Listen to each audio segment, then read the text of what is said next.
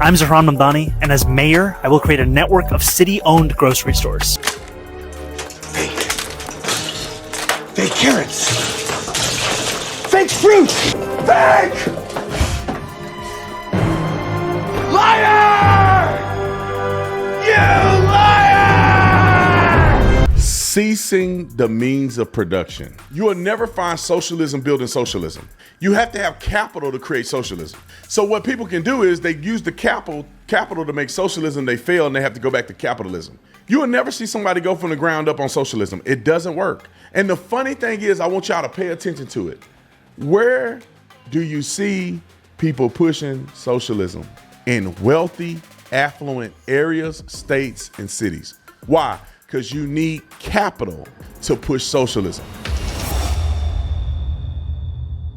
Hey, y'all, I want to tell you about this incredible opportunity that I have for you. Only if God has put it on your heart to partake in this. I always feel that it's important for us to give back. So here's an opportunity right here in Phoenix. The House of Refuge is literally revolutionizing people's lives, getting people from not having housing to get into a home, learning about the gospel of Jesus Christ, fellowshipping with one another, getting employment. I mean, all of the things that we would hope that could happen for people who just need help is what we're seeing here at the House of Refuge. Now, my goal is to get 30 people support for 30 days. So it costs about $1,000 a month, and that therefore it's $30,000 to get 30 people in. We already got 2 people. I have their names here, and we want to get others the help that they deserve and the help that they need. Now, I want you to understand this. You don't have to give $1,000 to support one person. You can give whatever God has purposed in your heart. So if we all work together, we can get to our goal of helping 30 people have housing and support for 30 days, which will change their lives forever. So I want you to join me in this endeavor. Pray about it if you need to, but if God has called you to do it, join me and let's give back today. Link will be in the description section. This guy, Mamdani, has been the subject of all kind of craziness. This guy is the worst candidate to ever run for office run for the mayoral position in New York. There has never been a person worse than him. And let me tell you guys something. In case you have forgotten, in case you have been delusional about it, let me kick you back into reality. This guy getting elected and winning the primary happened for 2 reasons. The primary reason, in my opinion, is that Cuomo was such a trash candidate. It should be illegal to run for office when you're that stupid and trash. He literally got accused of touching women inappropriately and all kind of this negative stuff he did as the governor. Then as the governor, he failed, and all these elderly people died in these homes because of his decision making. Nobody would ever elect you again for anything. You're running for office just to keep money in your pocket. Brother, you didn't want it, you wasn't committed to it, you weren't qualified, no energy behind you, and you let a communist, socialist nut job beat you out. That's 1. 2 is that don't forget the generations of our grandfathers and grandmothers are gone. They are dwindling. The next generation of nut jobs that are going to college to get indoctrinated are the new reality in our country. These leftists are not just in a perpetual state of attending college. At some point they leave. At some point they graduate. At some point they get into the workforce. At some point they're teaching your kids. At some point their influence is going to be realized. And there are people that go to institutions that live outside of reality, that live separate from mainstream society, living on campus in a utopia, and they get out in the world and want social justice, this fake created social justice that they created on campus, to become a reality. And what do? They find an idiot that's willing to say whatever they want to hear to get elected, and this is what we get. Let's roll the first Fox News clip. Roll it. They're worried that somebody like this communist from New York someday gets elected. I can't believe that's happening. That's a terrible thing for our country, by the way. He's a communist. We're going to go to a communistic state. That's so bad for New York, but the rest of the country is revolting against it. So we've told you a little bit about how radical Zohran Mamdani is, but we've only just scratched the surface. Mamdani wants to defund the police and instead replace them with gun violence interrupters, whatever that is. And then there's his wild take on capitalism. Do you like capitalism? No, I have many critiques of capitalism. And I think ultimately the definition for me of why I call myself a democratic socialist is the words of Dr. King decades ago. He said, call it democracy or call it democratic socialism. There must be a better distribution of wealth for all of God's children in this country. Hold on. You will quote a Christian reverend, and you're not even a Christian.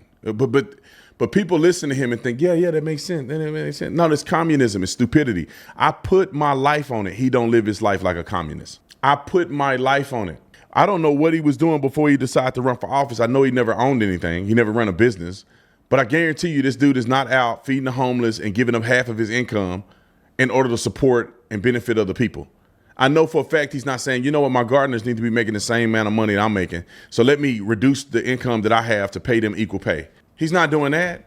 Nothing in his life is socialist. No products that he owned was a product of socialism, communism. The car he drive is not the product of communism.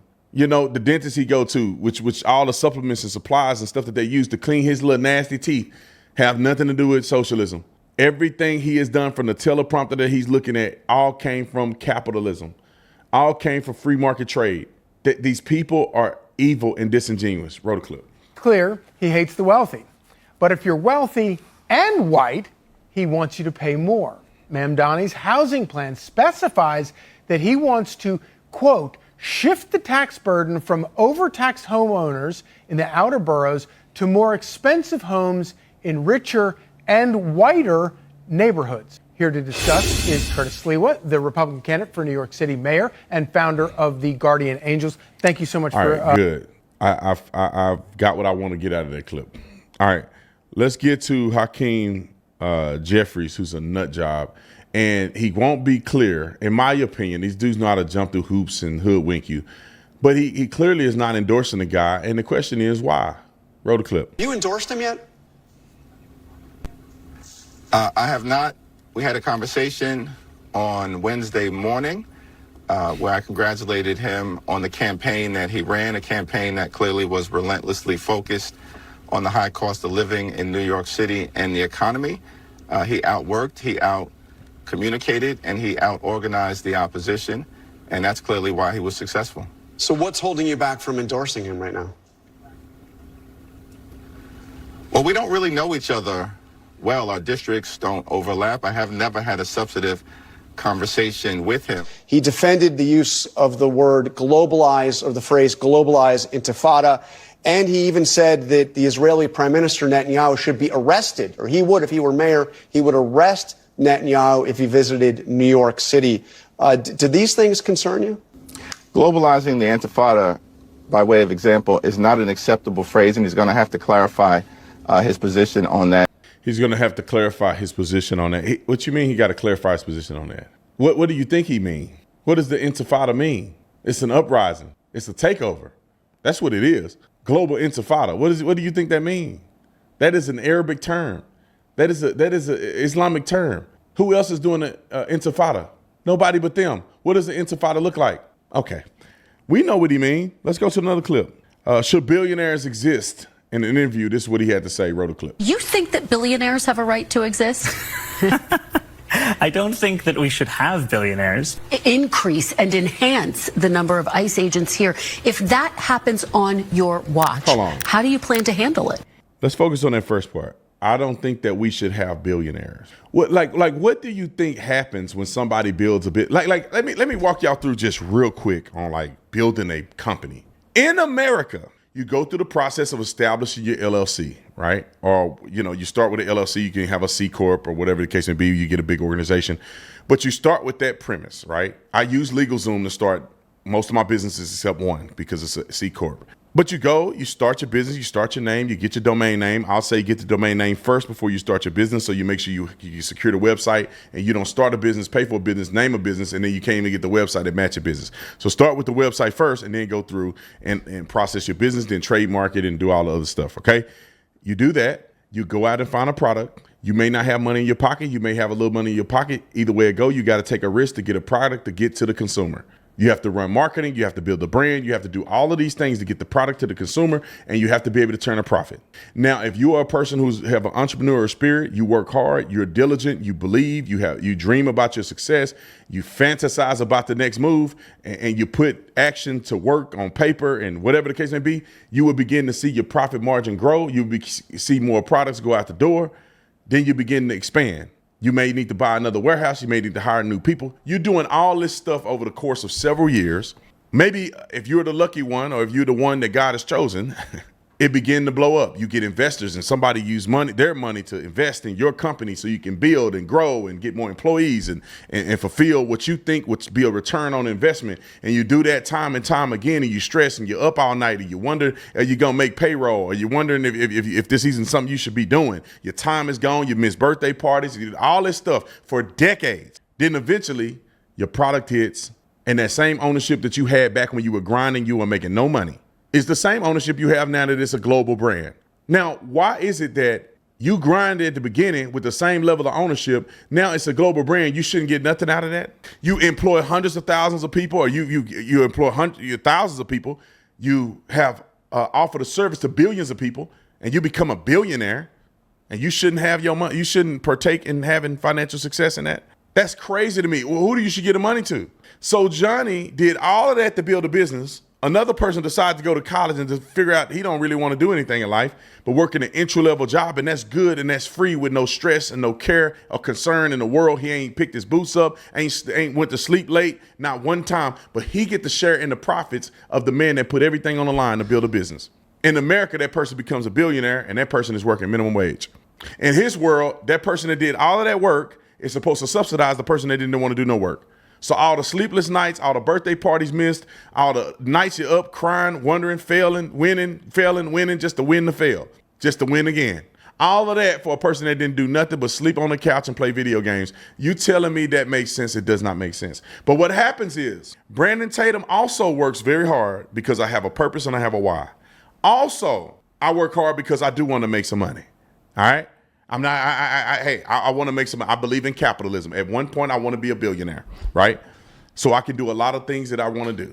And most of it is for other people, really, to be honest. But I do all these things. I deserve to have what I get for the work that I put in. But when you do stuff like what this fool is trying to do, what happens is the entrepreneur is like, why would I go out, sleepless nights, stressed out, just to give a person who didn't do nothing half of the money that I earned? Why would I do that? Roll a clip. We have to stand up and fight back. We saw ICE agents arrest a migrant at Federal Plaza, and then we saw NYPD officers arresting a pastor who was peacefully observing that arrest. Those days are going to come to an end when I'm the mayor. To shift the tax burden from overtaxed homeowners in the outer boroughs to more expensive homes in richer and whiter neighborhoods. Explain why you are bringing race into your tax proposal. That is just a description of what we see right now. It's not driven by race. It's more of an assessment of what neighborhoods are being undertaxed versus overtaxed. We've seen time and again that this is a property tax system that is inequitable.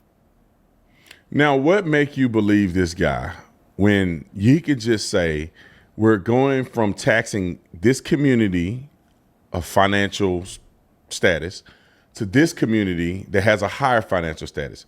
What does white people or mentioning white have to do with anything? Because he didn't decide to mention the race of the people who are underdeveloped, and he didn't decide to mention the race of the people who also live with these white people.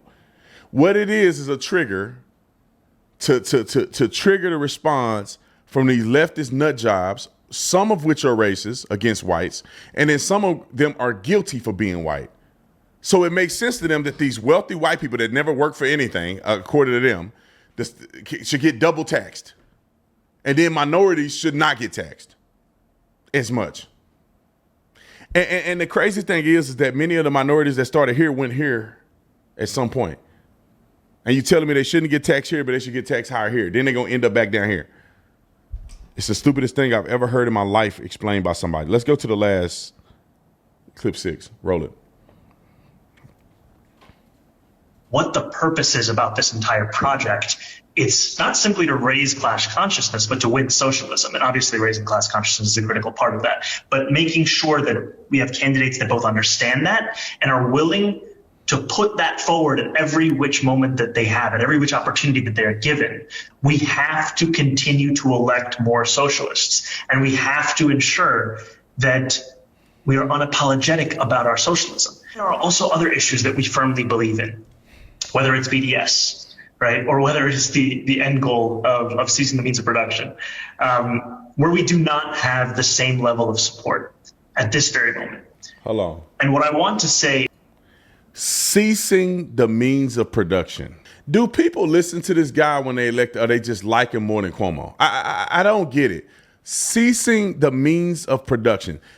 Listen, you will never find socialism building socialism. You have to have capital to create socialism. So what people can do is they use the capital to make socialism, they fail, and they have to go back to capitalism. You will never see somebody go from the ground up on socialism. It doesn't work. And the funny thing is, I want y'all to pay attention to it.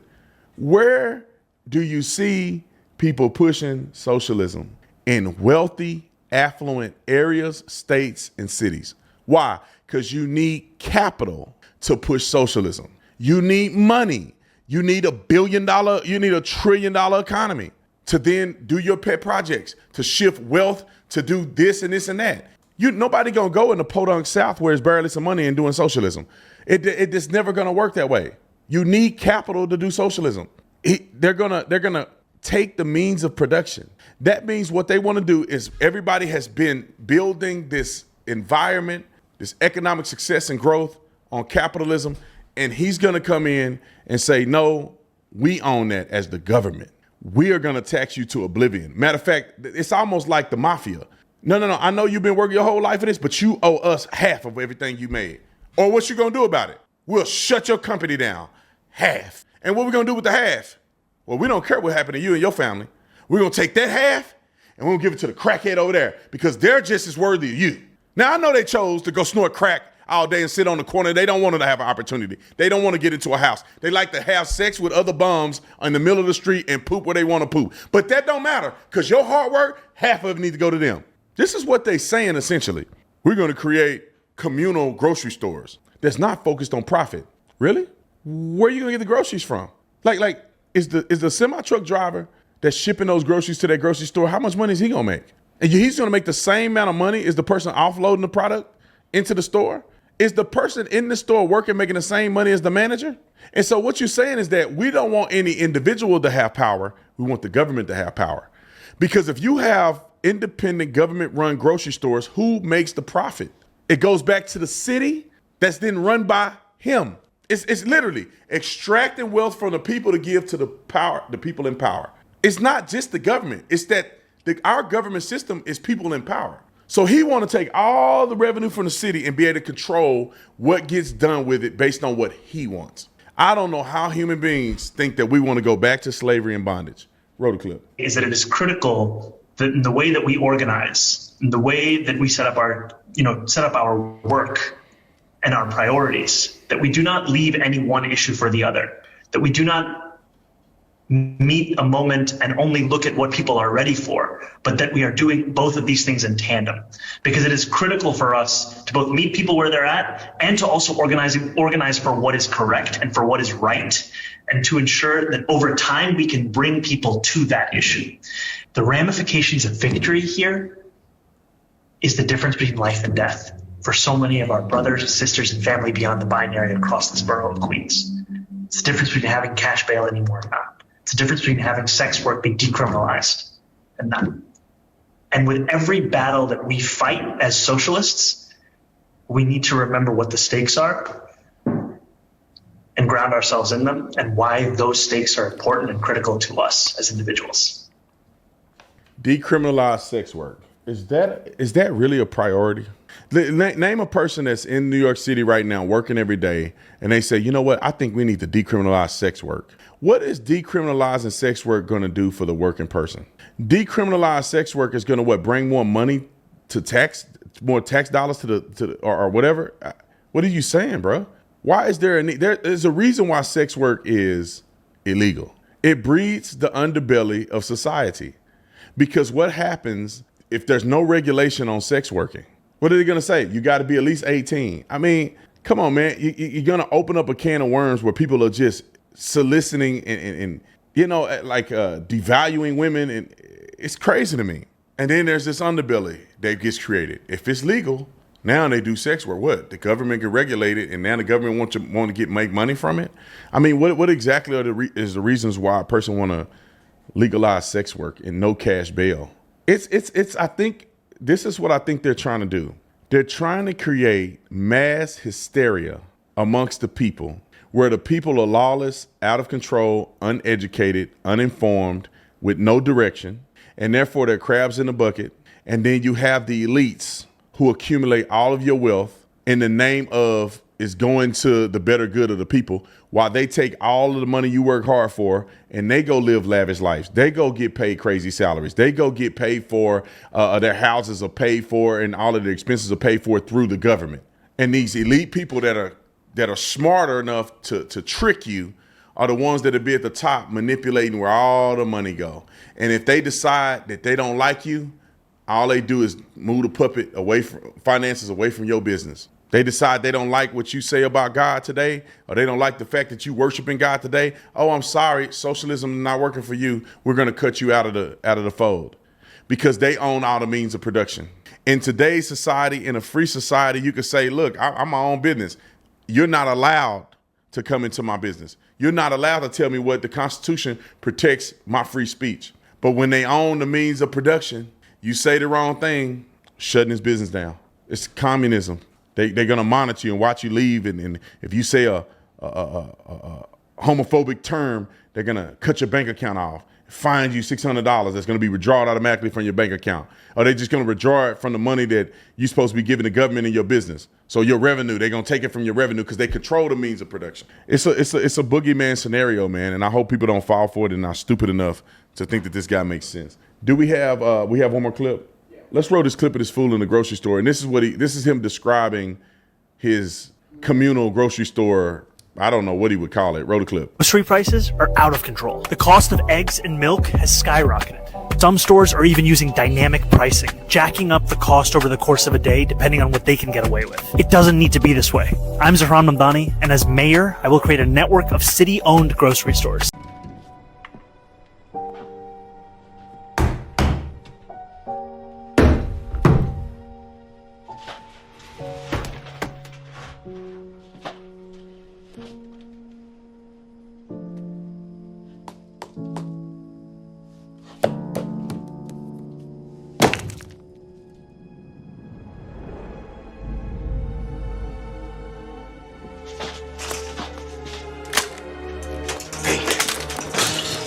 Fake carrots. Fake fruit. Fake. Fake. Fake grapefruits. Fake. Liar! You liar! It's like a public option for produce. We will redirect city funds from corporate supermarkets to city-owned grocery stores, whose mission is lower prices, not price gouging. These stores will operate without a profit motive or having to pay property taxes or rent, and will pass on those savings to you. Here's the thing real quick that I'm going to say, so I'm going to move on. It sounds good to the ignorant person. But the question is, I don't want to hear what you say you want to do. I want to hear how you're going to do that. Our goal is to do that. Now, how are you going to get it done? Because the mayor can't do any of this stuff you're talking about. The mayor cannot raise minimum wage. The mayor cannot control the means of production. The mayor can't do any of that. So how are you promising things you can't even deliver on? And I'm sick of every politician. I don't care if you're a Republican, you're a Democrat. I don't care who you are. I'm sick of politicians saying all this stuff, but they can't explain to you how they're going to do it. You know what? I'm going to raise middle-class wealth. How? How you going to do that? No, how you going to overcome that objection? Because the last 20 people said the same thing you said, and when this came up, they couldn't overcome it. How you going to overcome this? You'll learn about it if you look at my website. You're going to burn in hell lying like that. That's why I couldn't be a politician. Maybe being honest won't get you elected. Because the other man will lie to you and tell you a sweet dream in your ear, and people will vote for him. And if somebody tell you the truth and say, look, we just ain't going to fix it. We need about 400 years to fix what's going wrong. But we can do is make it a little better year over year, which is past the point in which I can run for office. I only get 8 years. I can only do so much in 8 years. It's got to be somebody else, but I'll tell you, I'll get you on the right, we're going to get on the right path. And somebody else is like, day one, I'm going to fix everything. Yeah. Day one, I'm going to introduce communism. Yeah. It's like, no, they can't introduce nothing day one. Have no idea what they're talking about. This guy's an assemblyman right now or something like that. And he haven't got any of this stuff done. It's not, maybe not assemblyman, it's something like that.